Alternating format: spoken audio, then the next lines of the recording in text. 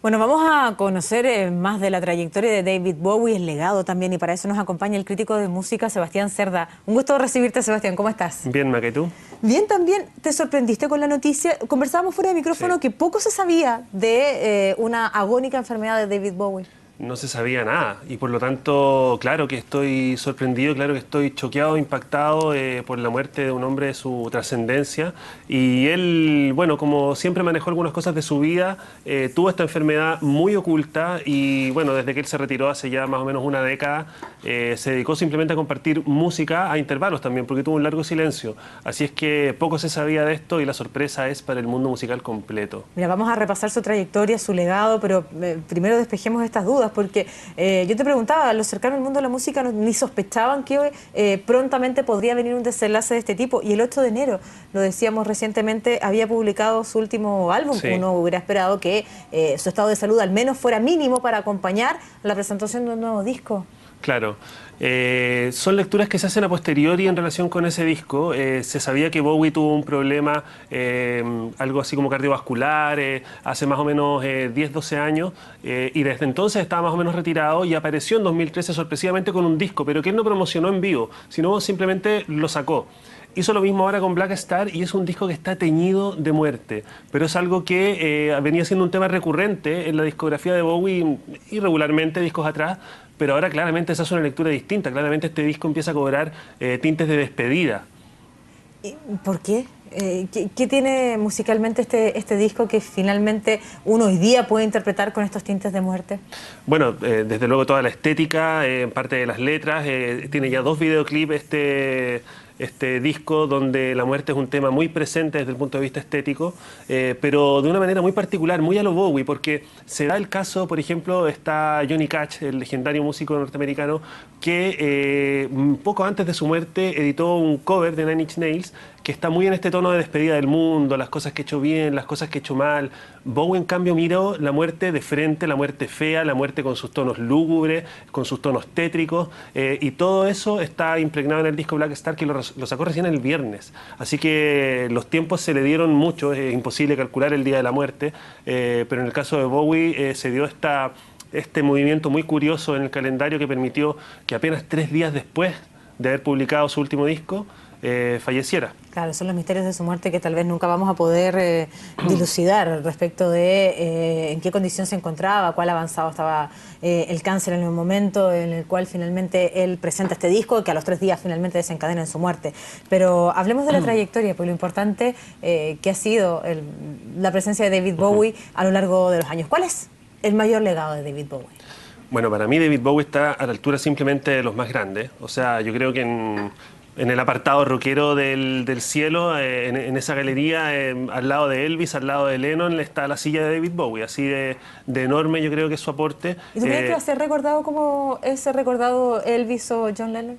Bueno, yo creo que es algo que se va a ir viendo con los años. La muerte de él, dentro de todo, todavía es reciente. Su obra todavía es reciente. El grueso de su obra se da desde los 70 en adelante. Así que no es como para hablar de tiempos inmemoriales, digamos.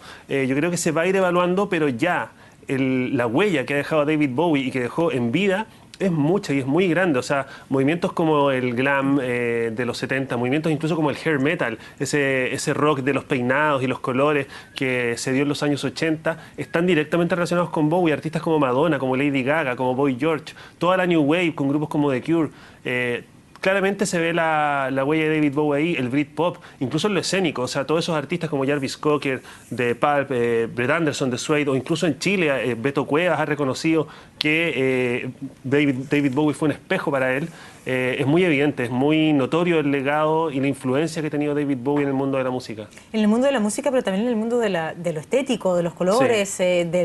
bueno, el camaleón, ¿cierto? Estas múltiples transformaciones que ha tenido desde la música también hasta lo estético, también ha sido un aporte en su carrera, ¿no? Sí, David Bowie, bueno, aparte de la música, incursionó en la pintura, incursionó en la actuación, incursionó en diversas manifestaciones artísticas, fue mimo incluso, así es que fue muy muy variado, pero el apodo del camaleón, claro, viene desde el punto de vista de la presentación, digamos, de su estampa, en diversas etapas de su música, pero también de cómo él fue cambiando de pieles en lo musical. David Bowie fue un hombre que siempre se preocupó de estar en la vanguardia, que siempre se preocupó de estar adelantado a los movimientos, no siempre le resultó en los tiempos, pero sí más o menos se metió de forma pertinente en los diversos movimientos que fueron emergiendo, como le pasó con la electrónica en los 90, por ejemplo, que él no fue de la avanzada electrónica, pero sí se subió a este carro a hacer, a proponer ideas nuevas cuando el movimiento todavía estaba emergiendo, cuando el movimiento iba a empezar a brillar.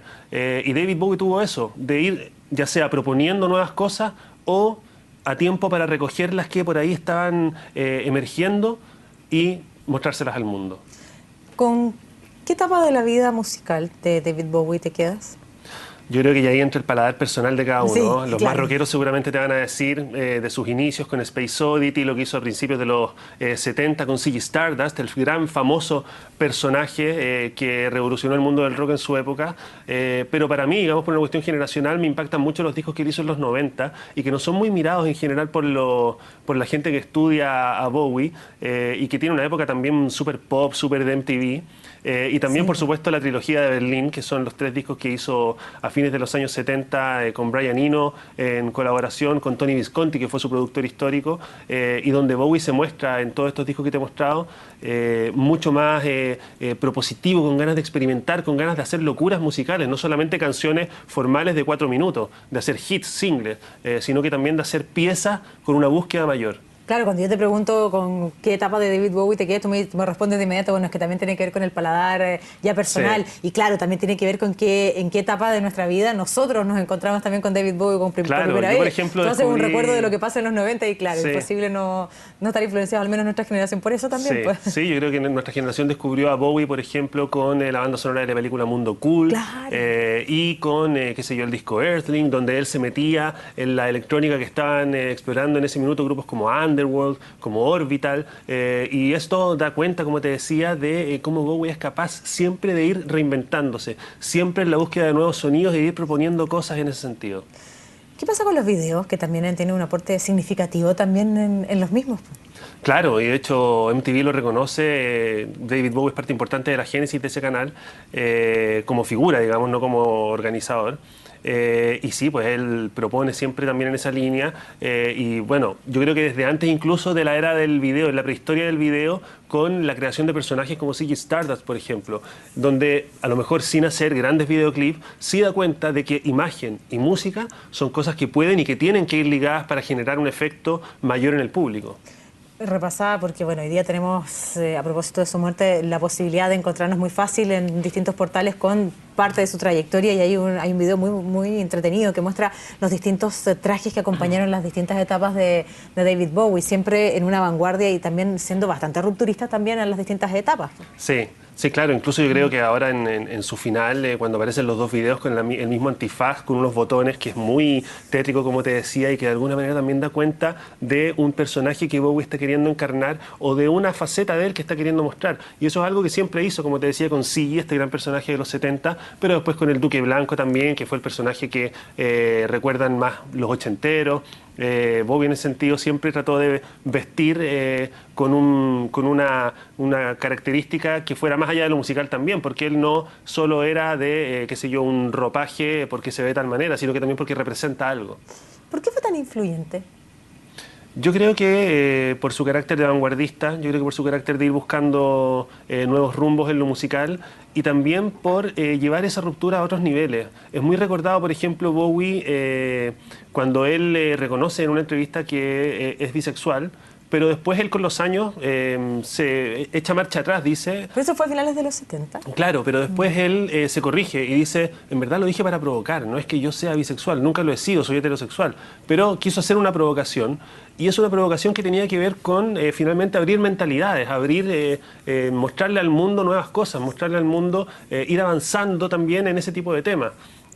Por eso yo creo que David Bowie también resulta tan influyente, porque su aporte no va solo en lo musical y en lo multiartístico, por así llamarlo, de ir buscando nuevas búsquedas en la actuación de la mano de directores como David Lynch, por ejemplo, que tiene también una fama de rupturista por su lado, sino que también en aspectos sociales, aspectos estéticos, éticos, morales. El mismo David Cameron también reaccionó en su cuenta en Twitter a la muerte de David Bowie, a pesar de que sus últimos días, nosotros entendemos, fueron en Nueva York. Más allá de eso, él también es uno de los consagrados de los británicos. Sí, no, bueno, él es parte fundamental de la música inglesa, de movimientos propios de la música británica, como el Britpop de los 90, tiene su génesis sin duda en Bowie. Y claro, como tú dices, él vivió en Nueva York sus últimos años, había vivido antes en otras ciudades, como hablábamos de Berlín, por ejemplo, en los años 70, pero él está fuertemente ligado y está enraizado su nombre en la música británica, de la cual es muy representativo, sin duda. Sin duda. ¿Y cuál es la relación que tuvo David Bowie con Chile? David Bowie con Chile tuvo una relación dispar, diría yo. Está muy recordado el inicio, su primera visita en los años 90. Fueron 2 visitas, ¿cierto? Fueron 2 visitas, en el año 90 y el año 97. Y la primera es una que apena un poco a los seguidores chilenos de Bowie porque le dieron el Estadio Nacional, del Gran Coliseo, que en ese entonces albergaba cerca de 80.000 personas, porque estaban los tablones, había otra distribución de público, y se estima que fueron más o menos 10.000 las personas. Entonces se veía un escenario muy pobre para un artista del tamaño de Bowie.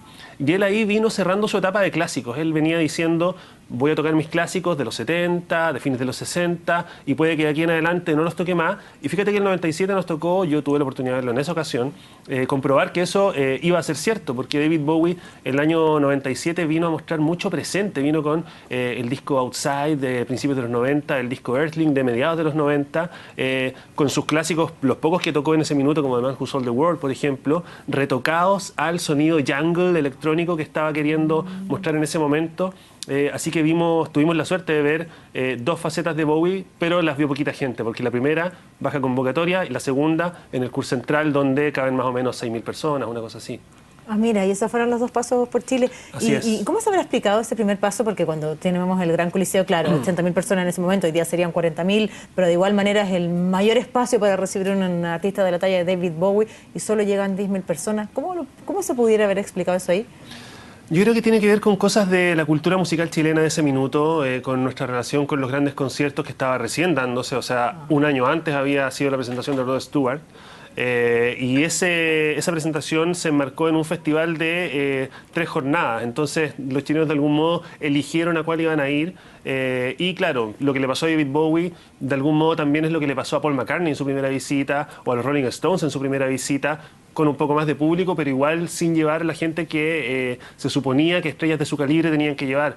Así que no es de extrañar que eso haya pasado. Yo creo que tenía que ver más que ver con la cultura musical de los chilenos en ese minuto, con cuánto nos gustaba Bowie derechamente, y también con nuestra relación con los grandes conciertos, que estaba recién empezando. Ya, y la pregunta personal para finalizar, ¿era de tus preferidos también David Bowie? Completamente fan, ¿sí? O sea, ¿estás consternado con la noticia? Sí, mucho. Más allá de tu labor. No, completamente, apenado. ¿Sí? Sí, me impactó mucho la noticia de la muerte de David Bowie porque, como te contaba, en la genealogía de los grupos que a lo mejor tú escuchas, te vas a dar cuenta de que David Bowie está. Eso me llevó a investigar y a leer y a comprarme los discos de Bowie y darme cuenta de que buena parte de la música que yo escuché en mi adolescencia se originó en David Bowie. Así es que, claro, estoy muy apenado también por eso. Bien, pues gracias por acompañarnos. Gracias a ti, Maca, que te vaya bien.